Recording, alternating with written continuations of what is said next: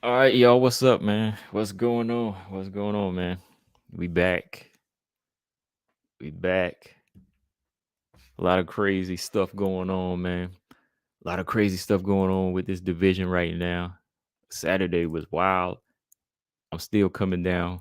Still coming down. Still buzzing, man. Still buzzing from the upset, man. It's crazy. It's crazy, man. And when it comes down to it, man, it's just like, wow, you know, still trying to take it all in, man. Still trying to take it all in. But yeah, man, what I want to talk about, I want to talk about this, this overall just like change right now that's been going on. The UFC making their little investment in some of these fighters now, these up and coming flyweights, man. Because right now, the division was already starting to look sharp. It was looking good. Even when Valentina, of course, was holding her belt, it was already starting to look like something. We were looking at the bottom and said, man, these girls on the come up, they got something. And then, you look up at the mid rankings, you got a lot of girls that are coming up, making their mark. But now that Alexa Grasso, she done popped in. Now that Alexa Grasso done popped in and snatched that belt, it's really changing up now. We got a rise of the flyweights now, man. These flyweights is on the rise. And I don't always agree with the UFC on how they match make and their plans, but I would say they lucked out. But with this third matchup here, it was a good investment. All right. It was a good gamble. Let me put it that way. It was a good gamble. Because we had three fights. Where I was kind of like, I don't know if this is a good idea. You know, hold on, let me get my charger. Let me check my phone here. Hold on. There we go. All right, got that situated. Okay, so yeah, man, we had three fights that y'all know I wasn't really feeling at first. First they were gonna do Santos and Blanchfield. And I was like, nah, that might be too much of a jump for Blanchfield. Then it became Andrade, and I was like, oh man, what are they gonna do to Blanchfield? What are they doing to Blanchfield? Then I thought about it. I said, you know what? If this is what's got to be, this is what's got to be. Blanchfield, if she want to show improve, now's the time. Let's see if she can rise to the occasion, and she did. She rose to the occasion, finished Andrade. All right, so that was one. Then we got Ebas. We got Ebas, who's unranked. She was like 15. She comes in. They match her up with Arujo. I'm picking Arujo here, right? I'm picking Arujo. I'm thinking Arujo gonna go in here and chin her and get her out of there. I'm still thinking, okay, Ebas, she got skills. We'll see. We'll see what she can do. She got game. So we'll see how this plays out. And boom, Ebas comes in. She gets her victory Saturday night. I'm like, dang, man, that's twice. Okay. So the UFC, they're on to something. Their matchmaking ain't looking too bad. It's making sense now, right? They trying to get some of these old heads out. So okay, Ebas took over. Ebas dominated. Ebas 30-26, right? And then you got the champ. Got the champ taking on Alexa Grasso. We all didn't give her any hope, man. You know what I mean? We all didn't give her any hope, really. Like, it was only like a select few. The majority didn't give her any hope. And I know she's got skills. I know she has the skills, but I didn't know if she had that kill in her, man. I didn't know if she had that. I was a little bit like, I don't know if I can pick Grasso, man. I know she's talented. She got skills, but is she gonna show up? Boy, was I wrong, man. I mean, Grasso came in here, put on a show. It wasn't like like I said, it wasn't like this dominant victory for Grasso. She fought. Grasso fought hard in there.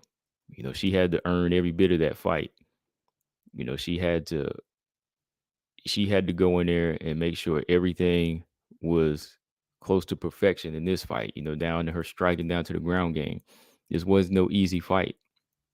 This was no easy fight for her. It wasn't like that's what people have to understand. This was an upset, but it wasn't like this fight where, Grasso was always in complete control. Valentina was still in this fight and still winning if you look at the scorecard, right? I still had her ahead, but it was just a matter of time. It was just a matter of time whenever Grasso caught up to her, and they studied her to a T, man. You can't knock that. You can't knock that at all, man. So again, respect to the UFC's matchmaking on this one, man. It was crazy because I thought at one of these three fights they were trying to match up here with Ebos or Blanchfield or Grasso. I thought somebody was going to get dominated or somebody was going to get stopped. One of these young fighters was going to get dominated or one of them was going to get stopped, right? The only one that I really rode with it's just crazy is Blanchfield here. Blanchfield is the only one I picked that, had a good chance to beat Andrade. And that's pretty wild. I mean, Ebos, I gave Ebos a chance because even in my video, I said she could pull out a decision, but I'm just not. I'm gonna pick the full-time flyweight in Arujo. But hey, we saw how that went, man. Yeah, Ebos was definitely in a fight. Her face was jacked, Yeah, Grasso got a kill switch now. She let it go. She got a kill switch. She finally let it go. She finally let this thing go. And that's what it's about. That's what it was all about to get this victory against Valentina. That's all she had to do was just kind of step up and release that dog. Release that dog, you know what I mean? But when it comes down to it, they all was victorious against these old heads, man. And that's what it is right now. I mean, we got to get these old heads out. Arujo. Well, I won't say about Valentina because of course she's older, but it wasn't like she was holding the division up. I mean, she was defending her title and she was working, right? It came down to the other fighters that at first weren't really wanting to take the shot. And we gotta be real too, right? We gotta be real. Grasso was put in the position to take this fight, and maybe that helped her, right? We still gotta be real about that. You want to go back and do the math? Go back and check what I said. Grasso actually had to be put in this position, and maybe that was a fire that was lit under her. Maybe that fire made her go. Because originally everybody wanted one fight. Everybody wanted more experience. But when it came down to it, when Manone's injured, they said, Grasso, you gotta take this fight. So when it came down to it, hey, she had to get the fight. So she was put in that corner, and maybe her being cornered like that made her rise to the occasion. Right? You got to give her credit. It helped her fight a disciplined fight. Go hard in training camp, and it executed a good game plan. So yeah. But like I was saying, going back to the UFC, they did make some wise choices in this one. They did some wise matchmaking, because I think the UFC is ready to rebuild this division as well. They kind of lucked out, I said, with this one, man, because I couldn't believe that all three of them would just pull this off. Especially when they were so like far off in rankings. But that just tells you too, man, like how good these fighters are getting, man. Like these fighters are really well rounded. The flyweight division got a lot of well rounded fighters. If fighters like Amanda Ebos can jump this far up, or if Aaron Blanchfield can jump this far up, or if Alexa Grasso can jump this far up, and then if you in the coming week you got Casey O'Neill in 2 weeks, if she can jump this far up, which 2 spaces up against Jennifer Maia, if she can do what they did and show a well-rounded game and win, it's like, wow, okay. What we've been saying about these fighters is true. They are becoming better. They are evolving. And that's something that even the champion wasn't used to. You had a well-rounded Grasso come in there and give her a hell of a fight. She gave her a hell of a fight. Because if you look at the past few title defenses, they were good fighters. Valentina Shevchenko fought some good fighters, but a lot of them couldn't switch gears. A lot of them just fell into the same, they fell into the same category of over respect, just standing there, kind of freezing up. Andrade couldn't offer anything. Lauren Murphy couldn't offer anything. But these fighters here that's young and just full of life and youth, they're gonna want to push the champion. And that's why I'm saying, like, even with Erin Blanchfield, calling out the champion, saying her points about calling Valentina basic in certain departments like that. Like, okay, it sounds harsh, it sounds like disrespect, but no, man, like, that's just showing you that somebody like Erin Blanchfield is not going to be like these other fighters. You know what I mean? Like, Erin Blanchfield is already showing a good game and she's talking a good game. So when you hear Erin say something like that, I don't really take it as disrespect. That sounds like somebody that wants to step up and take the challenge. And that's what we need in this division, right? You got a lot of other fighters saying they don't want to jump ahead or leapfrog, they want to wait. But you got Blanchfield who's saying she's ready. And, Valentina responded and she said that Erin was still green.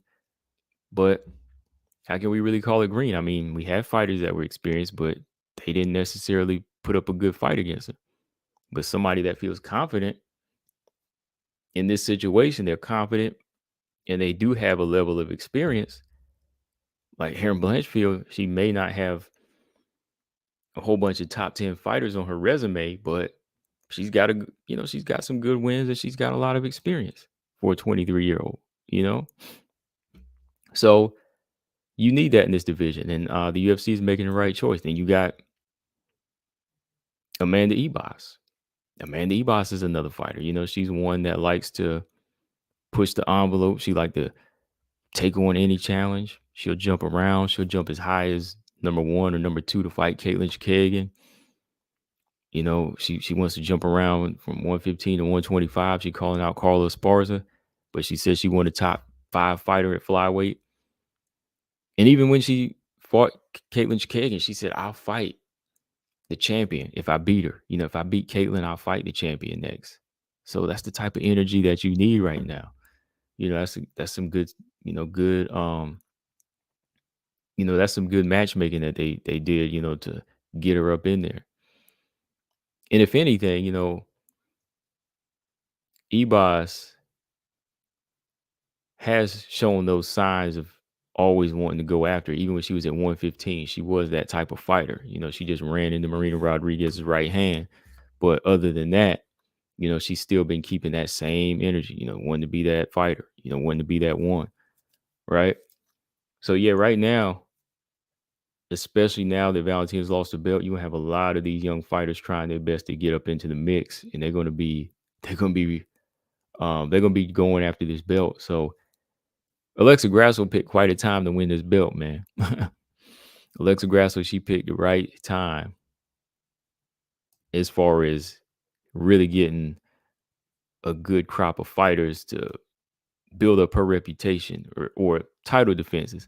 Like, if she can get through this next 2 or 3 fighters, you're gonna have to really give her credit, man. Like, if she can defend her belt against at least 3 or 4 of these girls, that's gonna say something about how far Grasso's come.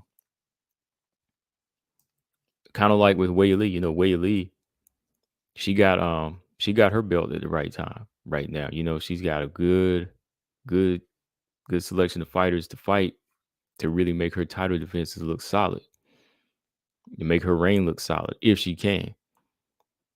Hold up here. Let me look at these comments for a second. The boss, he said it's absolutely wild that Blanchfield, Ibas, Grasso all got it done. These younger fighters are getting better and better at it.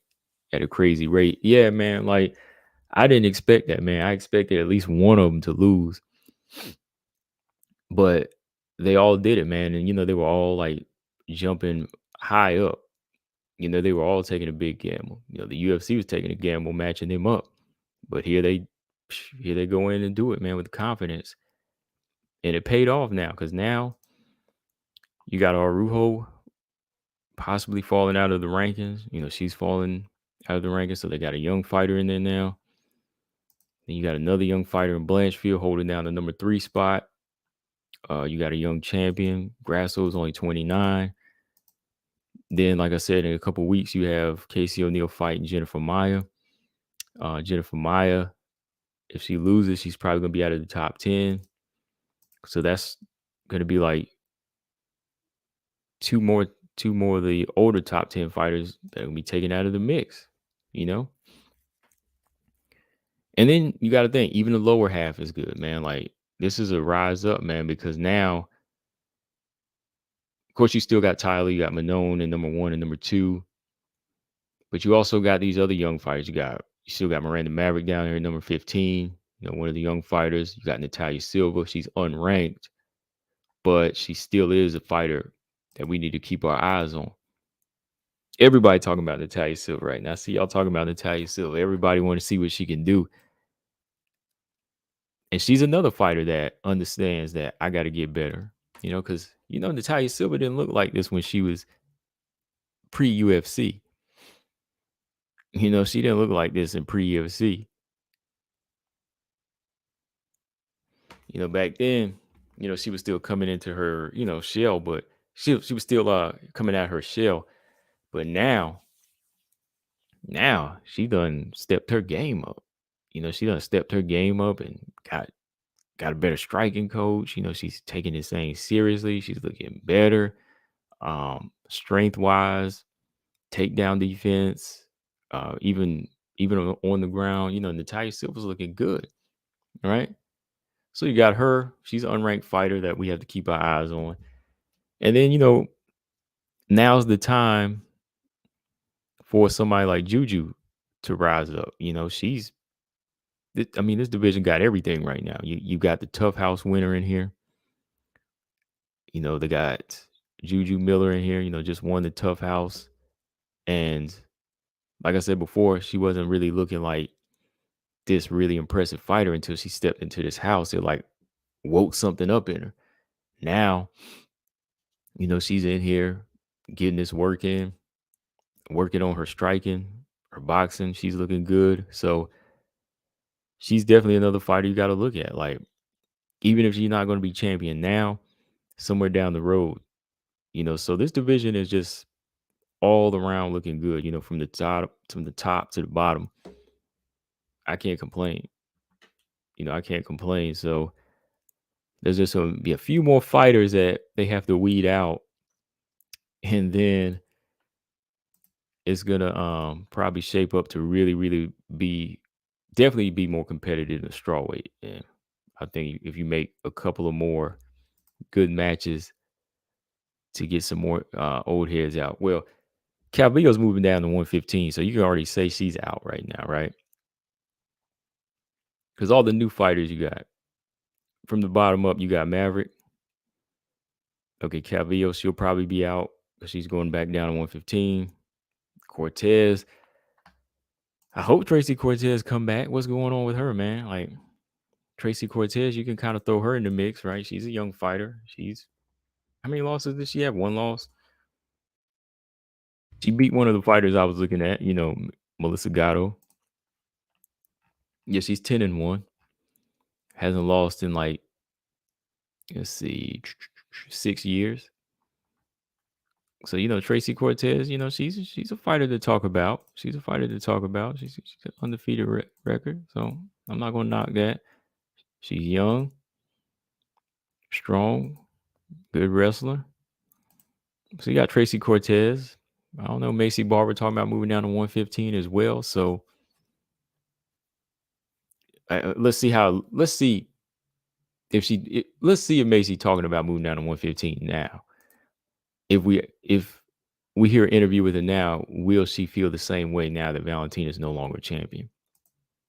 Well, we already saw, right? She tweeted and said she want a rematch with Grasso now, right? So it sounds like Macy might be around. Then you got Casey O'Neill. And if Macy Barber beats Andrea Lee, she's going to fall out of the top 10. Jennifer Maya, if she loses, she'll be out of the top 10. Arujo next week probably will be out of the top 10. Then we got Lauren Murphy in the mix still. Lauren Murphy's still around. So Lauren Murphy got to get matched up with somebody. I don't know, like Amanda Ebos or something, you know? And of course, I'm still looking at the old rankings. So by now, well, by tomorrow, they'll have this. Let me see. Yeah, by tomorrow, they'll have this fixed up different. So it'll be altered. So Grasso, yeah, she's the champion. Then Chikagan, Chikagan's still game, but eventually somebody's going to take her out, you know? Oh, yeah, yeah, BJ. I call that. They're going to make that fight. They'll make that fight. Ebos versus Murphy. That's one of the ones I called for. I said, if she wins, okay, we're going to have Murphy next. Ebos versus Murphy or Ebos versus Murphy. Yeah, I think that's one I said. Yeah. The boss said, I'm not sold on Juju yet. She looks sloppy, but the results speak for themselves. I guess I need to see her against a couple of UFC level fighters. Right. Yeah, she's just coming in. Like, she haven't even had her debut yet, but still, when we talking about the bottom, she got some accolades. She's a tough house winner, and she's polishing herself up. I still think, yeah, there's going to be a lot to tell. There's still going to be a lot for us to see, even if she beats Veronica Macedo. Because Veronica Macedo, how long has she been out? Like 3 or 4 years. That girl's kind of a mismatch right now for Juju, and I think Juju might go in there and finish her. So even after that fight, we're gonna need to see a little bit more from her, right? We're gonna need to see a little bit more from her. But who else did I say? Natalia Silva, even Melissa Gatto. I'm still not gonna count Melissa Gatto out. She had a bad showing against. It wasn't like awful showing against Tracy Cortez. It's definitely something she can bounce back from. So it's all good. I think Melissa Gatto will be back in the mix. Who else do we got? Man, Gabriela Fernandez, man. Gabriela Fernandez better get back on her game, man. Like, and I mean, I know it's just one fight, but she got to get back on her ground game, is what I'm saying. Like, she got to get back on her ground game for real. Colin said Juju is sloppy, but she had heart. Yeah, she was actually, tightening her game up, though. She is a little, sloppy early on, but I think she's definitely tightened up from what I've seen in Invicta. I think she's actually working on that stuff now. So, yeah, what we've seen is something that you'll see from a lot of fighters. She was only 3-1 coming into the Tough House, not the UFC, but the Tough House. She was like 2-1, but she's actually made some good improvements. She's actually made some good improvements, and she's got that finishing factor about her. She goes after it in there, so that's a good thing. You can't knock that. Juju versus Gabby Fernandez. Might have to go towards Juju in that fight, because if Juju take her down, the way Gabby struggled on the ground, man, against Jazzy Vicious, and you got to throw Jazzy in there, man. I mean, I'm not sure how far she goes, but even Jazzy Vicious, she's part of the mix too. She's unranked, but she's actually calling for that fight with Miranda Maverick. I think Miranda wants to fight her, and let's say if she did come out and win that fight, she'd be in the top 15 too. Maverick, she's a good, solid fighter. She's smart, but Jazzy is like big, man. Jazzy's big, and she's durable. She's big and she's durable. Like, girl's got a rock chin.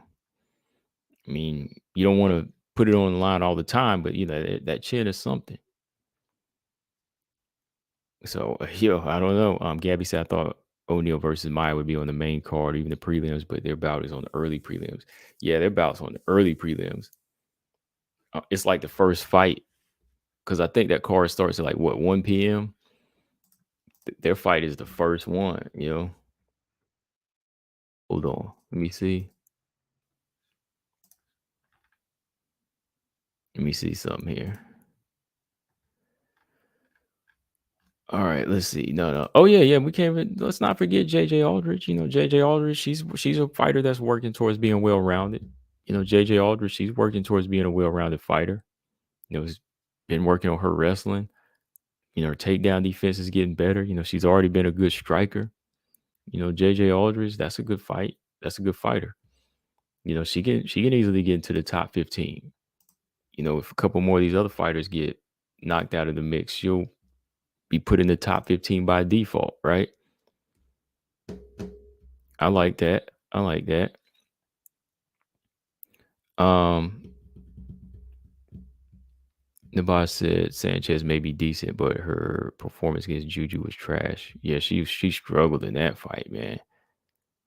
Even what's her name? Was her name? Laura Gallardo. She was giving Laura Gallardo, was she the one that fought Brogan as well? She lost, but I thought she had a good fight, a good showing. She just needed to be a strawweight though. Colton said I like to see Valentina fight another top contender. Then they do Grasso versus Blanchfield. Fight somebody else before she fights for the belt, you mean?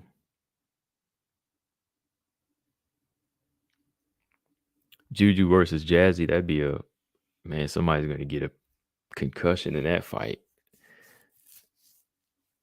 And they go at it. Somebody's gonna get a concussion. But Jazzy, she's a big girl, man. Like she's big and durable for the division, man. She's tough.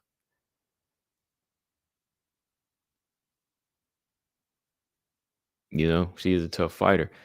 Who else do we have in this division, man? Yeah, JJ Aldridge or Ariane Lipsky. We never know who's gonna win that fight. Ariane Lipsky. Who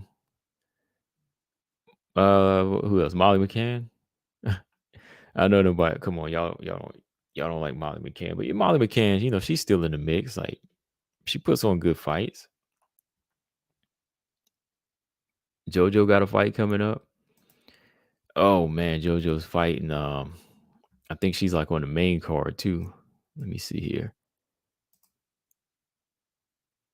Yeah, these flyweight fights are back to back too, man. You got Lipsky, Aldridge this weekend. JoJo and Lana Carolina. That's wild, man.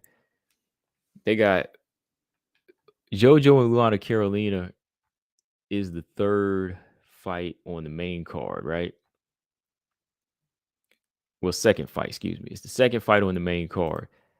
But they put Jennifer Maia and Casey O'Neill as the show opener. And I say it like that because didn't Jennifer Maia has a win over JoJo. And, she's been, known to give fighters a tough fight. She's known to be a durable fighter, I would think, right? Jennifer Maia did give the champ a good 5-round scrap. She survived. Okay, I ain't gonna stretch it too much. Jennifer Maia, she was game against Valentina. You would think they would put her a little bit higher, but dang, they got JoJo's on the main card, and ain't she on a 3 or 4 fight losing streak? Fighting Luana Carolina. And I like JoJo though. I'm just saying, like, I'm not gonna knock it. I mean, I just find it strange that they did put her there, going off of her resume right now. Definitely ain't gonna argue with it and say, "Oh, take her off." But yeah, they got Casey and Jennifer Maia actually opening the card, which I thought they would have put that fight on like the prelims myself, Gabby. I thought they would have made that like a higher up fight. But hey, at least we can get right to it. At least we ain't gotta wait. So that's fine. Then the next fight is Juju and Macedo. They must be doing that because they said the men, want to go ahead and get those fights out of the way, then just let's keep it going. You know what I mean? They're like, let's get the women's fights out of the way so we can keep it going. I wonder if that's why they did that. All right. Who else? But yeah, Casey O'Neill, 9-0. Yeah, I'm watching her. I'm watching her. We'll see what she can do. Against Jennifer Maya. I could be wrong with this one. I'm picking the old head again. Maybe I better not pick Jennifer Maya this time. Don't seem to be working with the other ones, right? Arujo, she couldn't do it. Arujo couldn't do it. Maybe I better start picking these young heads. Because even though Casey O'Neill may not have the same skill set as Jennifer Maya, she might come in there and make Jennifer Maya fight her fight and wind up winning. I mean, I can see it happen. Happened before. It's disappointing. Yeah, we said O'Neal felt that she had been on she should have been on the main card. If not the main card, I would have put her, she could have been, if not the main card, I'd say prelims, maybe like high prelims or like the headliner for the prelims or something like that. I could see that. But yeah, I was just surprised JoJo was, because she's on a 3-fight losing streak right now. So yeah, JoJo, she's already out the rankings though. So it's not really like she's holding up the division. You got her at the bottom fighting Luana Carolina.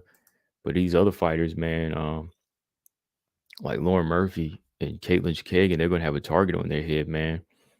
As soon as these fighters like Natalia Silva and even Miranda, when they start finding their footing and they start, polishing up and they get a little bit better, yeah, they're gonna be in this top 10 pretty soon before you know it. You know, we'll see how Juju does at the bottom. Is she gonna feast on these fighters at the bottom? Is she gonna get through a few of them with ease, or is she gonna have a hard time? We'll see. Then you got Karine Silva. Karine Silva, who's not in the photo up here, but she's still a dangerous fighter. She's another one that hopefully understands the game and says, okay, it's time to polish this thing up here. I can't just focus on one thing. No, Karine Silva, to some, they're not really looking at the resume. They say 15-4. Oh, she's not much, but she knows how to finish people. I mean, she came into the UFC. She finished Paulina Bateo. Finished that one Japanese fighter, right, on the Contender Series. No, she was fighting the other. What's her name? Yan from China. Yeah, I was thinking of this other Contender girl. I forgot, but yeah, she was fighting that other girl, Yan from China. She finished her, and she got 100% finish rate. So that's something to look at. That's something to look out for, man. She's somebody to look out for. Juju is one of the new generation pressure fighters with Aaron. She's good. Yeah, I think so. And Juju's still at the bottom, so she'll just get better, I think. It can go two ways, of course. You either go up or down. But I think Juju has a good team, and she's got a lot of good fighters around her to help her get better. She was in a few boxing camps. She was working with Lee Malay McFarland. What's her name? The other boxer, Raquel Miller. So she's been working on her striking, and working with the Lee Malay, she can work on her wrestling and perfect her grappling, and she can learn how to utilize her length because she's a long fighter. Juju's a long fighter for this division. Juju is a long fighter, so I'm kind of excited to see where she can go from here. Again, yes, early to tell, but knowing the potential these fighters have, you got to look at that. You got to keep an eye on them and be like, man, like this girl's 5'7", like a 67-inch reach. She's got them long arms. So I'm kind of like, yo, if she can take advantage of how she's built, she could be a force in this division. We just said, what if McFarlane pulls a Chandler and signs to the UFC? Um, I don't know. I don't think she would right now. Like, I think she might be more game for where she's at. Maybe stepping up and getting another title shot there in Bellator. I mean, she's only 32, but how does Alima Lay how does she fare against even like the lower half of the top flyweights, the top 15 flyweights? How does she fare against those girls?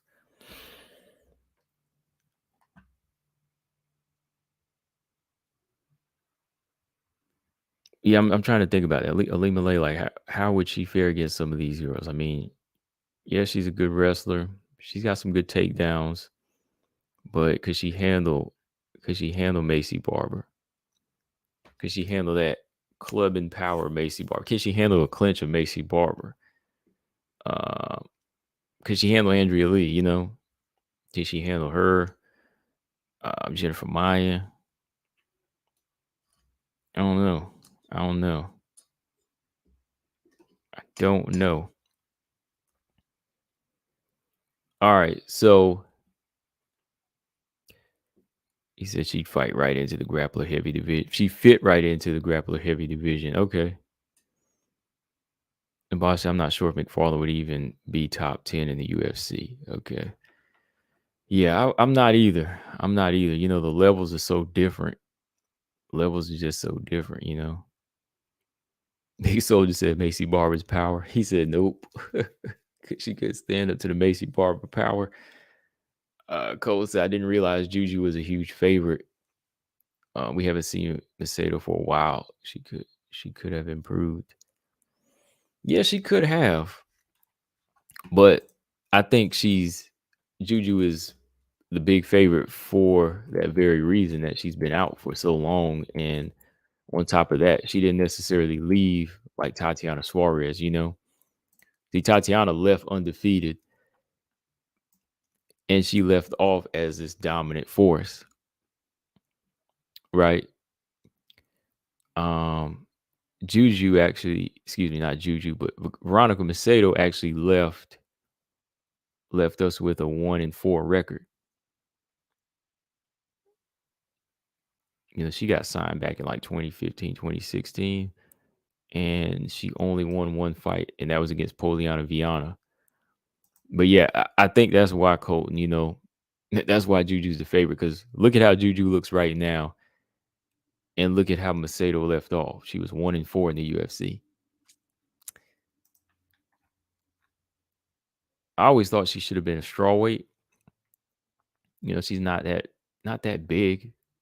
I think they matched her up once, and she fought it. I want to say she fought at bantamweight one time too. That was crazy. Yeah, I think she did fight at like bantamweight one time. I was like, can't believe that.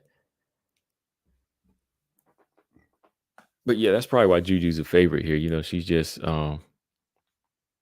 bigger, stronger right now by the looks of it.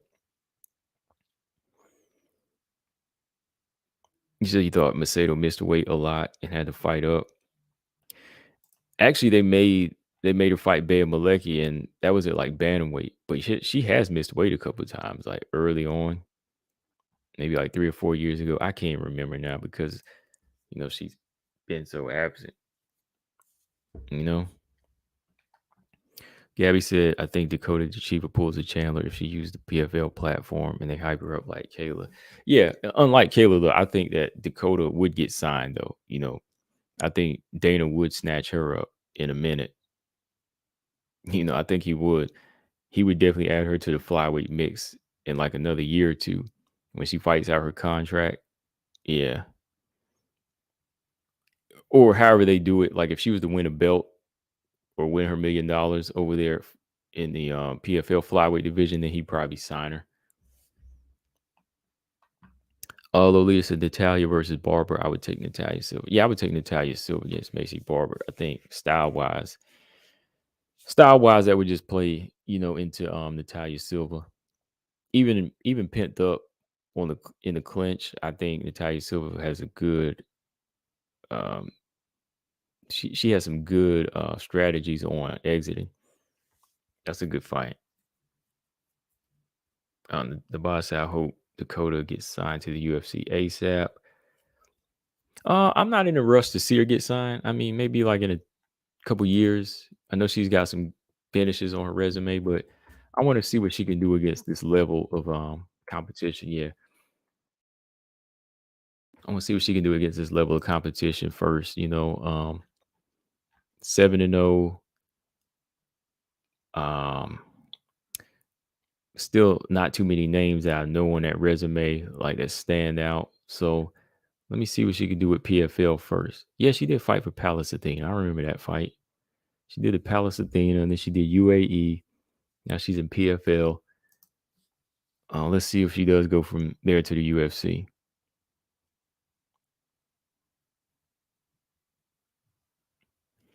Lafayette said Dakota's kind of like a mix of Holly and Manon. You think so? I think she don't move. I think she sits down her punches a little bit more than they do. That's just me.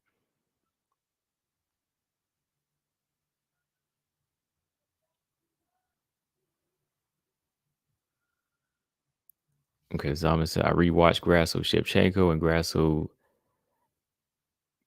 What Grasso? What Grasso's gas long straight lightning fast punches? What?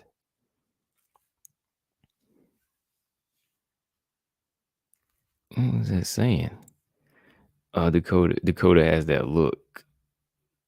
Yeah, she has a look that Dana would try to scoop up. Yeah. But yeah, man, that's what it is, man. This division is the hottest division right now. Flyweight.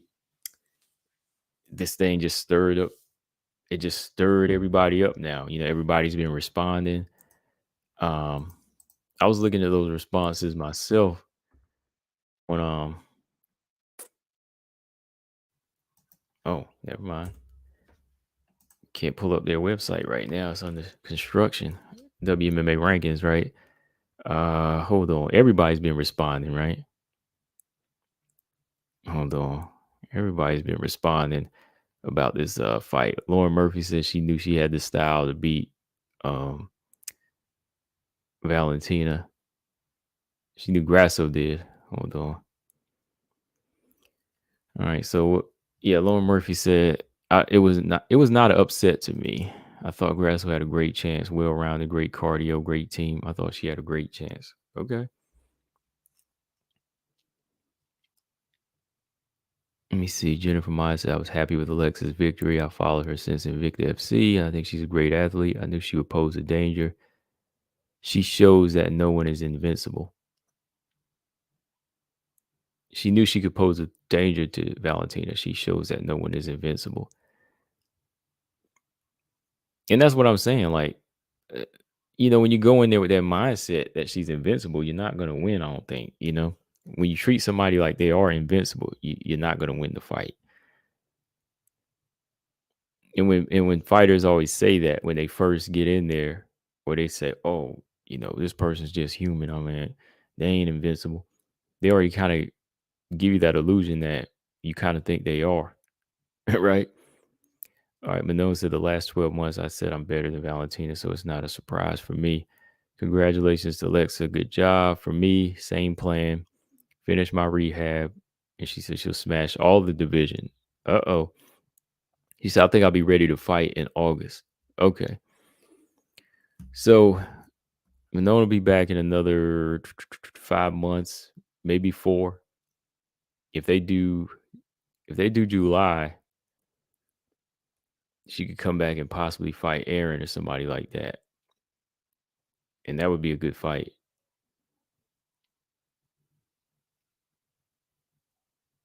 That would be good. Let's see here. Yeah, but everybody's kind of been giving their response now. And I mean, for one, Tatiana, she can look at it and be like, yeah, I got this.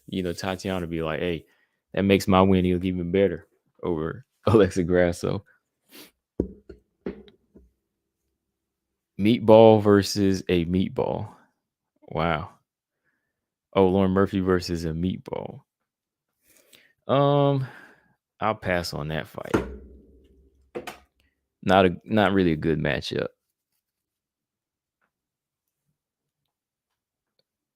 Pierce said Aaron beats Manon. I don't know. I don't know if that style matches up right for them. I think Aaron, let's see who would she beat. I think Aaron would beat Lauren Murphy in the up here in the top 10. I think matching up wise against her and Santos, it would be competitive. I would still give it to Santos, but I think just off of matchup here, I think that's a bad matchup for Aaron. I think Manon would win that fight. Yeah, big soldier. Grasso's in the Shark Tank now. Grasso is in there now. Grasso, she's here, man. So she's got a target. She got a target on her back. Everybody want it now, Tatiana submits Verna. You think so? I don't know. I don't know. Tatiana would submit Verna. Verna's pretty good. Verna's pretty good. Verna can handle some wrestlers now. Like she had a hard time with Carla, but she made some improvements. And I remember she fought that one girl, Kanako Murata, who's not as big as Tatiana, but I mean, she broke her arm. And Verna's right hand has got her straight right hand's gotten better. So it'll be a competitive fight. I mean, Tatiana might win a decision on that one. I'm just being honest. Like when I look at the styles play out, Verna, she's getting a little bit better.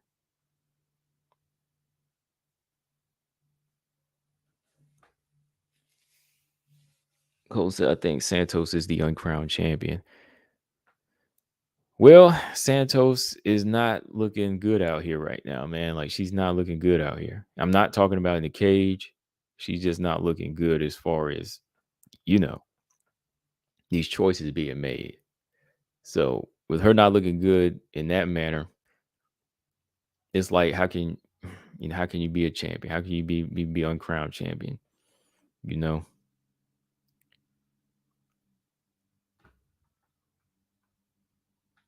Grasso will embarrass Santos.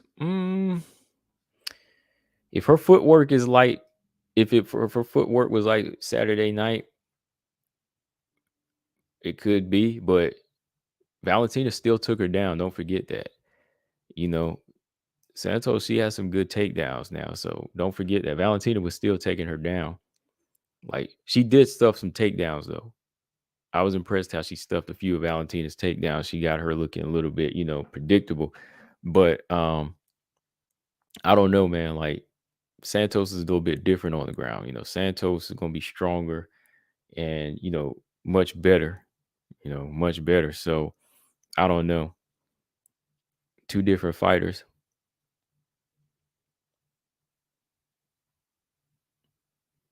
Gabby said, I think Manon should come back early. Now it's time for contenders to make statements. Time to be active. Yeah, I would say that too, but if it's an injury, you got to go through rehab, right? Like I think going by what the doctors say and what your body says, you have to wait. You have to wait it out. Like I think it would be good to come back if it was possible, but not right now, man. Like I think that it's best that she takes the time because the older you get, those joints and those ligaments, they'll tear you. You got to give it. You got to give it the time to heal. Yeah, it would be a good time to come back now. I mean, the way everything's looking. Lafayette said y'all really underestimate Santos. Yeah, I know, man. Like, I mean, Grasso, she had a good performance, but I'm not going to knock Santos down based off of what Grasso did to Shevchenko. I'm still like Santos is still game. Grasso really made some improvements to beat Valentina that night, but Santos is still a different fighter.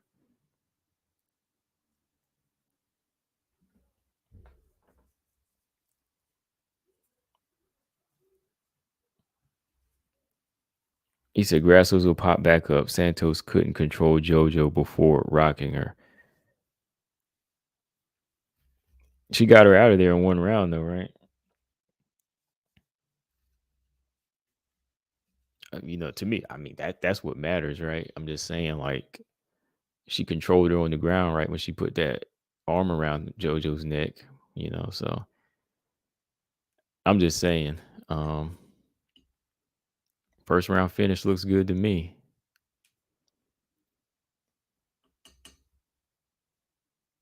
Yeah, Brian. Everybody has problems. That's the whole purpose of this live stream. Everybody has problems ahead of them, and that's the thing that we're talking about here. Like, now that some of the old fighters are getting pushed out, and I'm not including Valentina in that bracket, but now that the champion has also lost her belt, you got a lot of different matchups being made here, and nobody can just be as dominant as her. Nobody in the division has shown to be as dominant as Valentina or on the verge of that right now.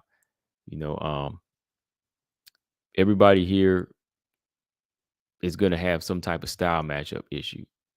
I think everybody's working towards being well rounded. So eventually it's going to come down to a fight where somebody cancels something out. And then they're just going to have to make adjustments on the fly in the fight because everybody's, looking to strike or somebody's looking to go for takedowns.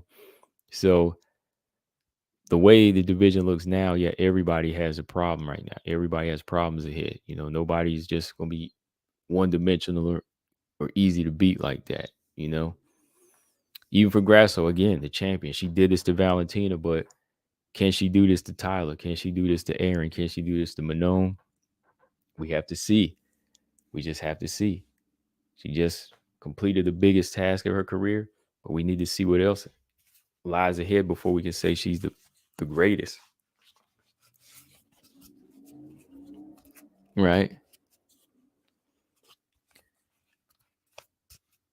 But that's what I like about this division, though. It's like everybody's contributing to making this a good division. And I think that's what a lot of people were hoping for. A lot of people were hoping for this division to be fire, all around. Because everybody was getting bored when Valentina had the belt.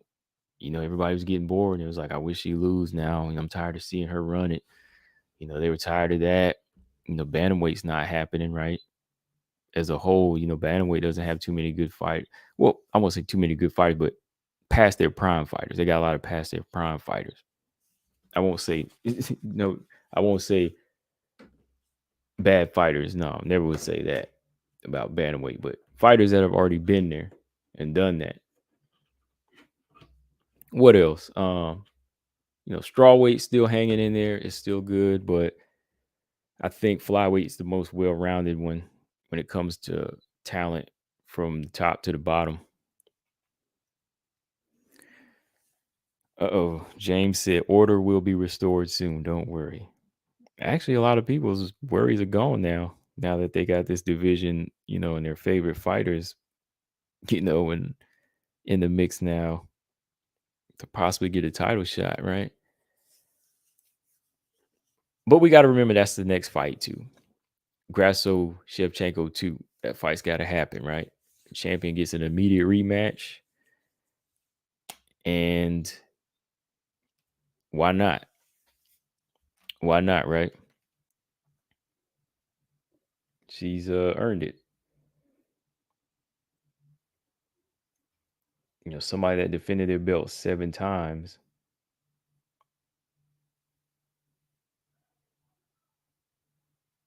Yeah, somebody that defended their belt 7 times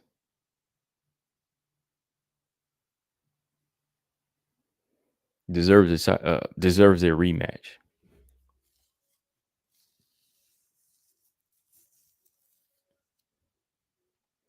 James said division got better as a whole for most people. Yeah, of course. Yeah, like if you love the game and you love the fight game and not just one particular fighter, you'll notice it. You know what I mean? Like you'll be like, wow, this is a well-rounded division. See, James, if you were paying attention,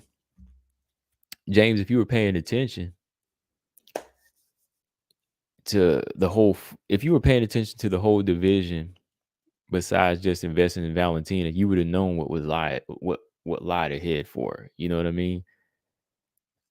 I'm gonna just break it down to you like that. Like James, if you would have been paying close attention to this division, you would have known that somebody was on the verge of taking that belt. I don't know if it was going, like I said, I didn't really think it was gonna be Grasso. It almost was Santos. Could have been Blanchfield, could have been Manon. But if you were watching, you would have said, "Oh, one of these girls, Valentina, got to be ready for." But we've been telling you that, man. Like these girls ain't the same as the girls that Valentina had fought a couple years ago, right? We thought it was just gonna be this easy thing, like, oh, nobody in flyweight holds a candle to what Valentina's doing. Nah, man, like they were getting better. They were getting better. There were some threats out there.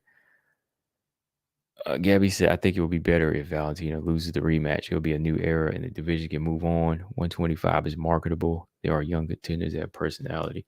That's a good point, too. Like, if she did lose again, yeah, the division would be fine, I think.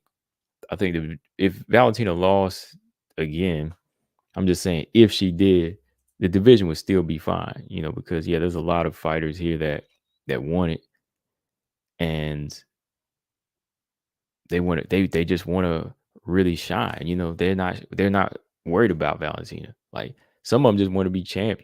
Period. Like they don't care who has the belt. They want to show up and show out. Like wouldn't that be crazy? One day Natalia Silva comes up into the top 5. You know what I mean? And then you got Amanda Ebos in the mix. So fighters like Amanda Ebos they're good for the division. Ebos, Silva, Santos, Fiorot, Blanchfield. These are good fighters. Brian said this is the best thing that could have happened for James. Now that Valentina got stopped, James can open up his world to a crop of fighters if he wants to. James, I'm not saying no one would give her a good fight. I just thought that she would still win. Like this is MMA, man. Like a lot of people thought Usman and the rematch would go the same way when he fought Edwards, right? Which for the most part it was, but then boom, there it goes. But yeah, man, it's like you have to understand like what she's doing is excellent, for the time being. But eventually fighters are going to catch up. Fighters are going to catch up.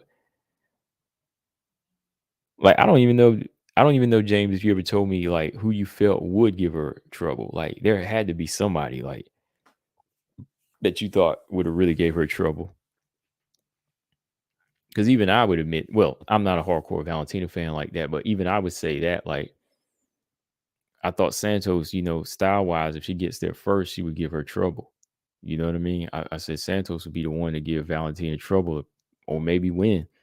And look what she did. But I mean, did you ever see anybody that was going to give her trouble? Did you just automatically say, "Oh, Valentina's got it," just because?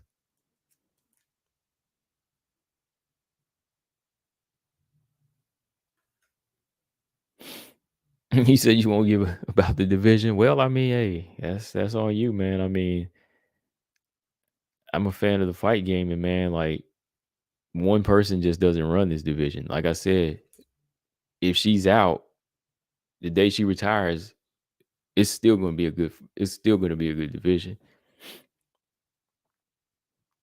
It's still going to be a good division to watch. I'm still tuning in whenever Valentina retires. Because hell, we might even get better fights. You know what I mean? We never know. We might get better quality matchups. And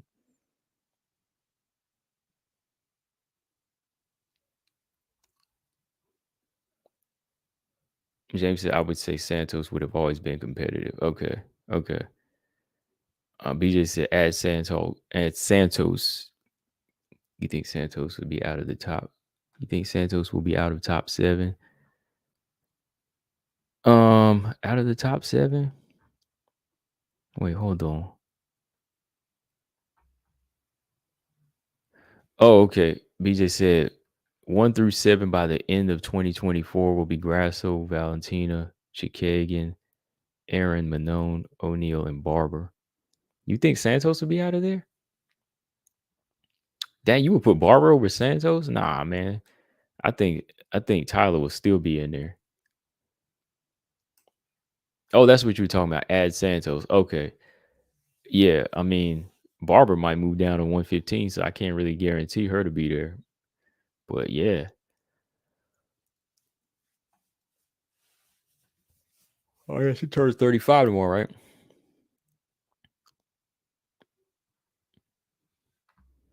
Yeah, it's not. I mean, it's not over. I mean, the fighter just lost one time. So it's not like it's done.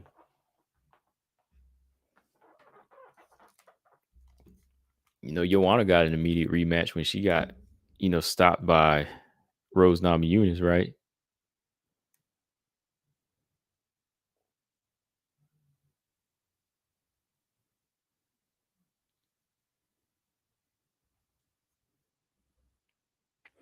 Yeah, so I think it's fair. Valentina definitely gets her rematch.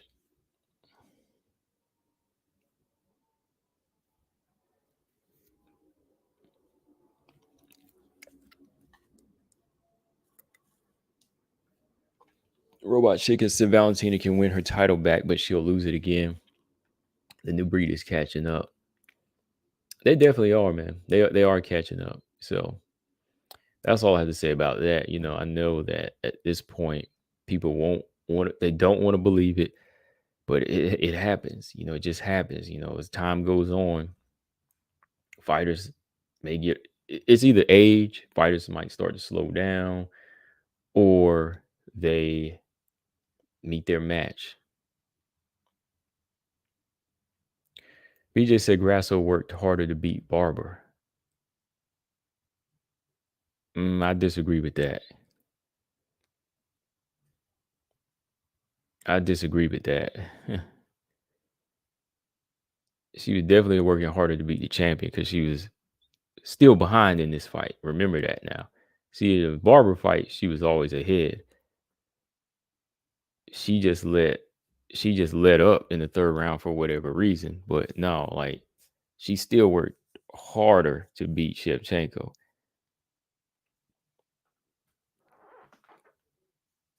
I mean, she took a whole different approach. I mean, that lets you know right there that she really had to do a 180 and be a different fighter almost to beat Shevchenko mentally. Mentally, she had to work harder to beat Shevchenko than she did Grasso.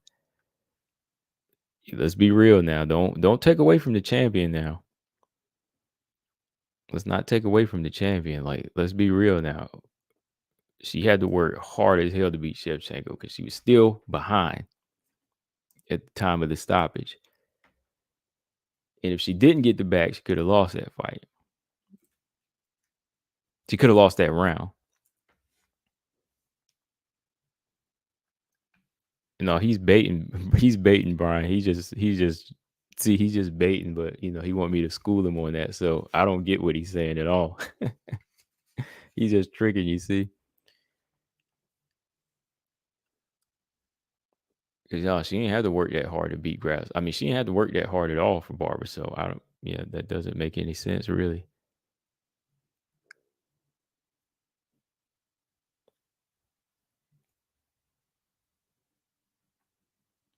Oh man, I'm getting hungry, man. My stomach over here.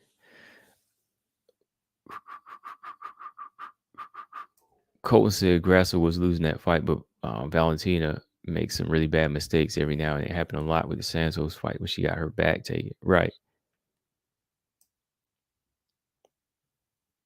And again, that's just proof. Yeah, she had to work hard. She was still working hard to get it.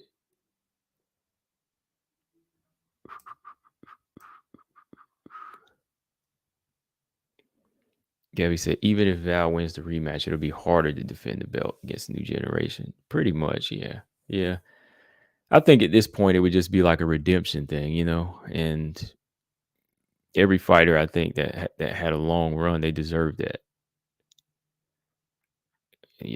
She still deserves that. So I won't say she doesn't. James said, you know what? I think they have much more of a chance now than I used to. But tell me this: how crazy would it be if she gets her belt back and goes on another run beating the new girls? It would be crazy. Yeah, it would be crazy. But it would take some changes. It would take some changes in her approach and her style. It would definitely take some changes in the approach, to how to fight now. She would have to change up some things, but I don't see her going on another run like that personally. Personally, James, I think that she can get it back, but the run, I don't see that. Because if it wasn't going to be Grasso, it would have been one of the other three in the top three to me. Ephraim, what's up? He said Val lost the fight in the first round. Yeah, you can see it in her face, man. I mean, I'll say this: the expression changed. The expression definitely changed from what she's used to.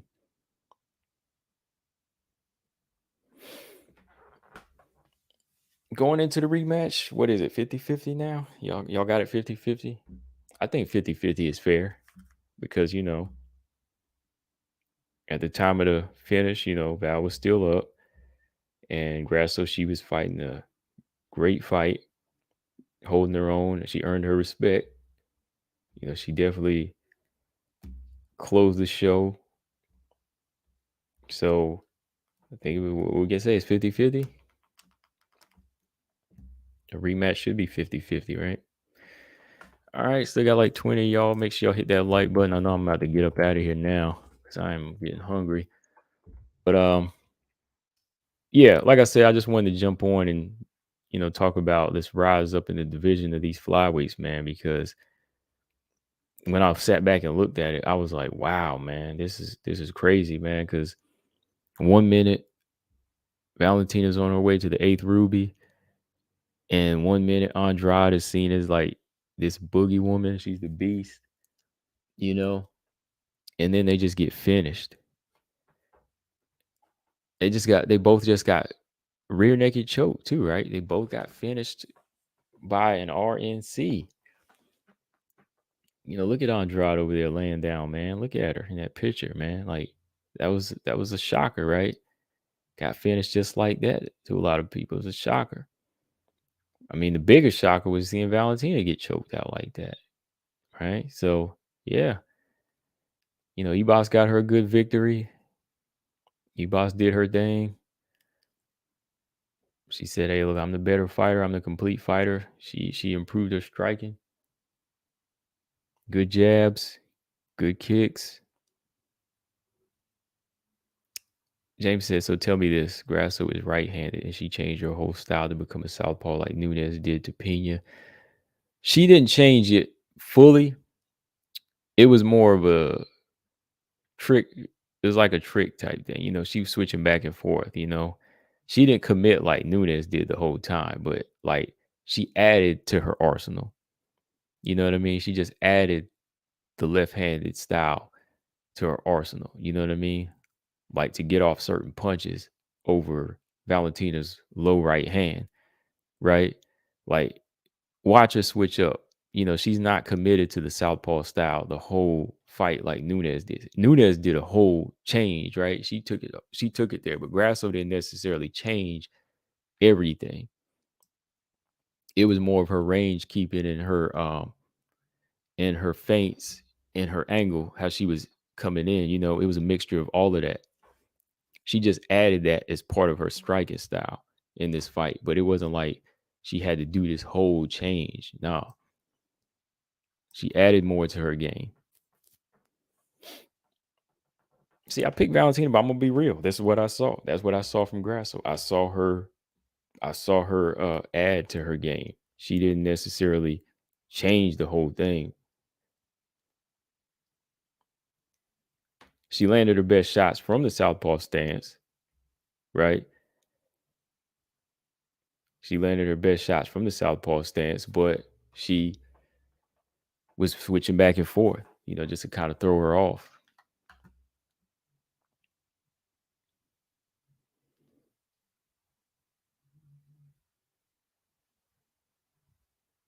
Gabby said, if Nunes and Val lose their next fight, should they fight for the third time and retire? No, I don't even think they should fight anymore. I think that loses its luster to me. There's really no purpose anymore, right? I think we can kind of move on from it because the reason they were going to fight is because they were still top of the crop, right? To me, they were still top ladies. You know what I mean? Number one and number two, dominant. They both running in their divisions, but if they both lost, it's just like, why even do it? I don't think they would come with the same energy anyway.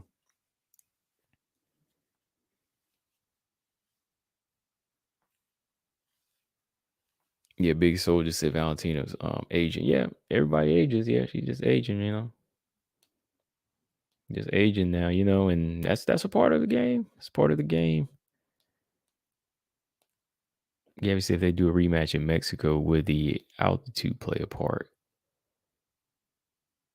It could for Valentina. So she'd have to make sure she did go like Big Bear or something like that. Get that training in. We don't want no excuses, right? Yeah, the boss. I don't think there would be a need for a trilogy after that. Like, I really don't think there's a need now anyway, because now that she lost, Val can do something else and commit to her division. This division she helped build. So, now she's got work cut out for her here. Lafayette says she gets KO'd if she fights Nunes. Oh, Nunes going after it now, boy. Nunes gonna be like, oh, it was that easy this whole time? She going after it. Was the long layoff a factor for Valentina? And was she being too aggressive because she wanted to prove something after the controversy of the Tyler fight? Um, I really don't want to say that the layoff was an issue because she was still training, and she knows her body now by now, and she's doing it. She's been doing this a long time.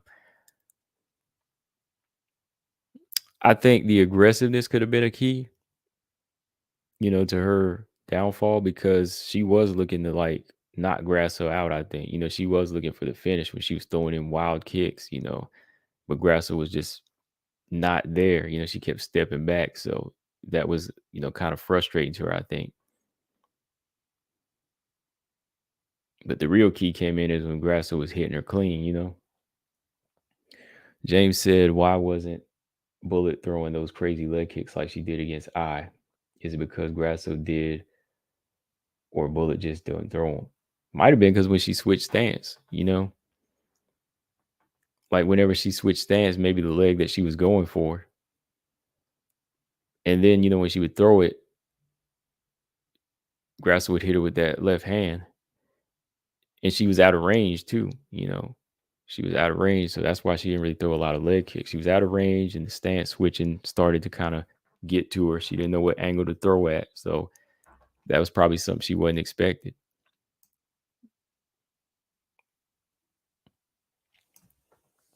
Aldana needs a chance for real. I thought Aldana was fighting Rocky Penninger. Is that fight off?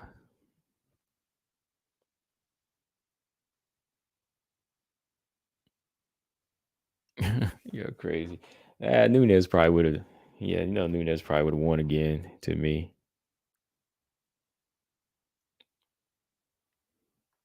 You said 4 Mexican champions incoming. Yeah, we'll see. We'll see what they can do.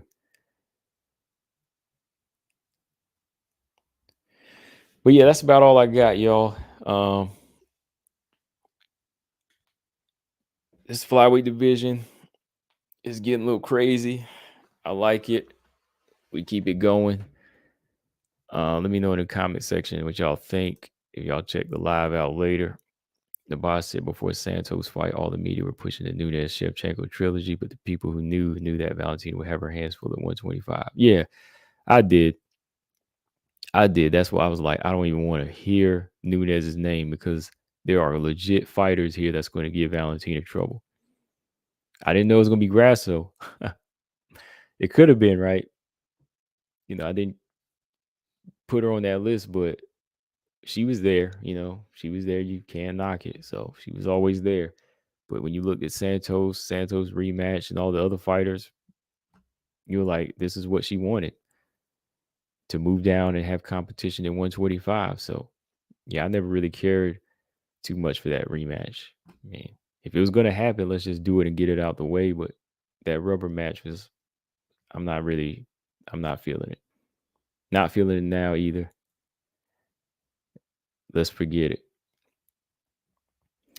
TJ said Grasso was a temporary placeholder. Yeah, the belt's gonna play hot potato, man. You know what I mean? Like it could do that. You know, she's a champion right now. Then the next person might be champion. Next person might be champion. You never know.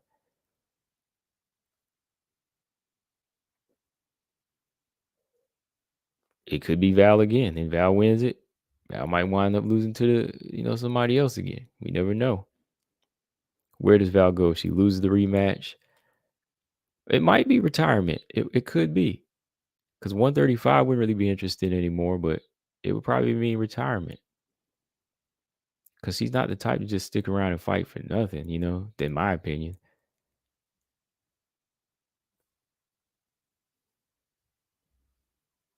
I think the belt's pretty much going to be up for grabs. Yeah, like if Grasso, because you think about it, this is kind of like the Rose scenario. Grasso's probably got Valentina figured out. She could win both of these fights and then move on. And what? Somebody might come along with a style to beat her. Rose, she was able to beat Joanna 2 times, right? Then she went on to fight Andrade. You saw what happened. Then she could come back.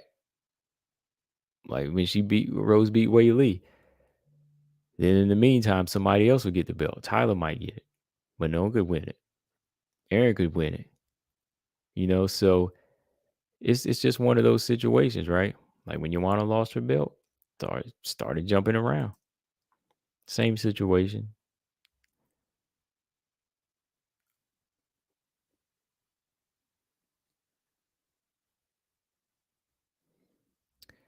TJ said Grasso loses her first defense. If it's Valentina, she might not. She might not.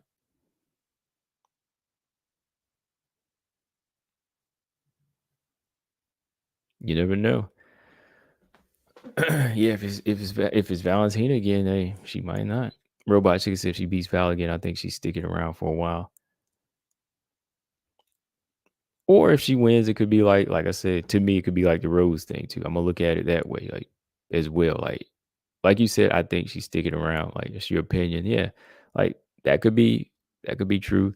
I just kind of think it might be that situation. Do I think the strawweight belt will start switching hands?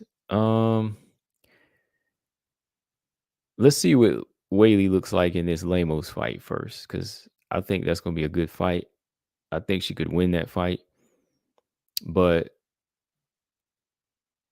once she gets past her, I think the way Andrade looked in her last performances, that could be a winnable fight. If they want to do a China fight with Yan Zhana, that could be a winnable fight. So I think right now Wei Li holds her belt longer than anybody at flyweight. Yeah, I said it. Yeah, I'm going on record to say that. Yeah, I think Wei Li's probably gonna hold her belt longer than the whole thing going on now. Like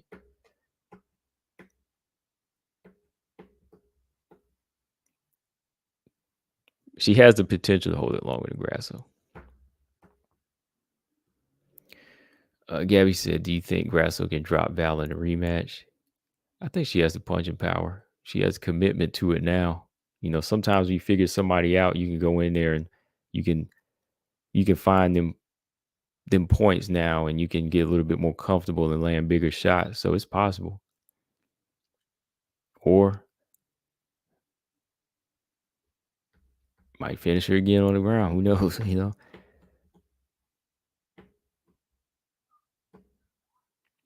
Darby said Valentina was winning until she made the same mistake that Weidman did against Rocco. I say she rematches Alexa, and if she wins, retire. Yeah. Yeah, like I said, I had her winning up until that point too. Val versus Santos to settle the score. That's what Lafayette said. He wants Val versus Santos. Yeah, why don't they do that as the title eliminator? Val versus Santos, and the winner fights Grasso. Well, I agree with you on that, TJ. I do think Aaron could beat Grasso and Manon and Tyler.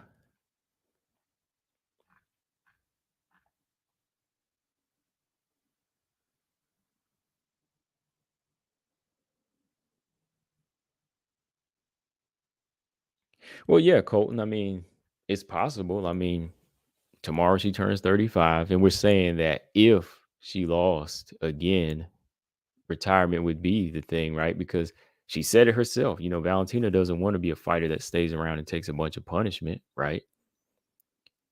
So retirement is actually closer than going on another dominant streak. You're more closer to the age where you start to decline, right? So that's a possibility. If she was to lose the next fight, you say, hey, I'm not just gonna stick around and fight for nothing, right? You're closer to retirement than you are the beginning of your career now. Grasso needs to work on her takedown defense. She has good BJJ. Yeah. Yeah, because she did get taken down multiple times in this fight. She did.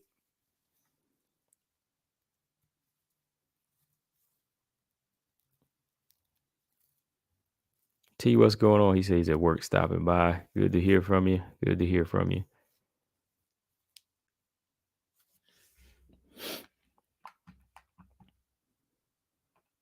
Mm-mm-mm.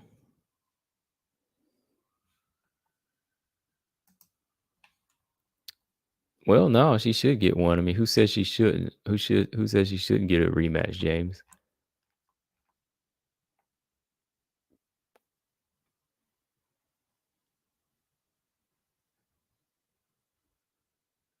They don't want that.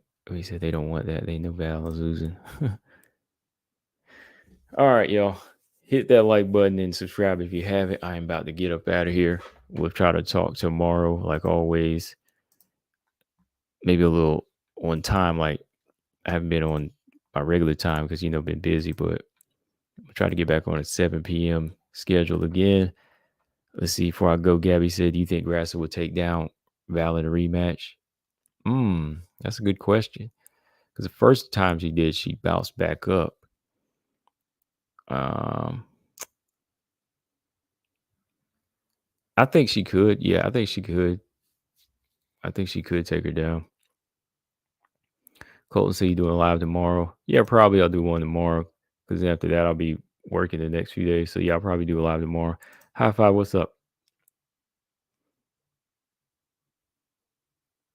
Well, good morning for high five, but it's evening here. So you're on that 12-hour schedule, 12-hour difference.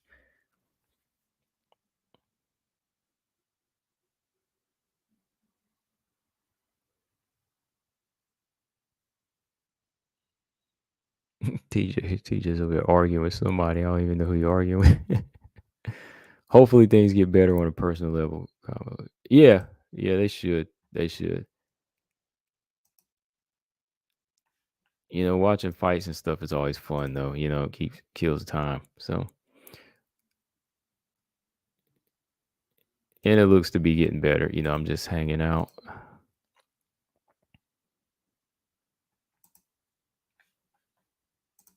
I mean, spring is about here. That's always a good thing. Man, that pollen, I don't know.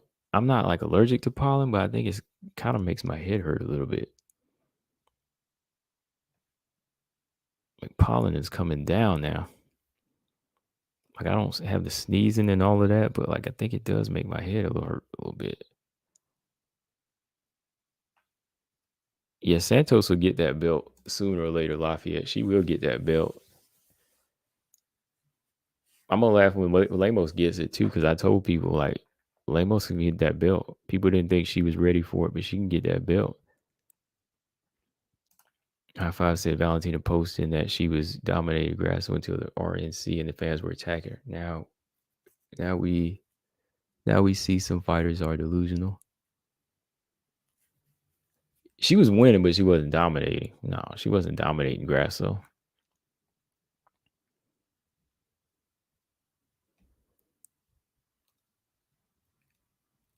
I think it's a mixture of both, Colton. Yeah, I think it's a mixture of both though. Like her reputation hadn't been the best as of lately, but yeah, that visa issue was a big part of, why she had to pull out of that fight, the last fight. Okay, y'all take care, and I am out of here. Make sure y'all subscribe. Peace.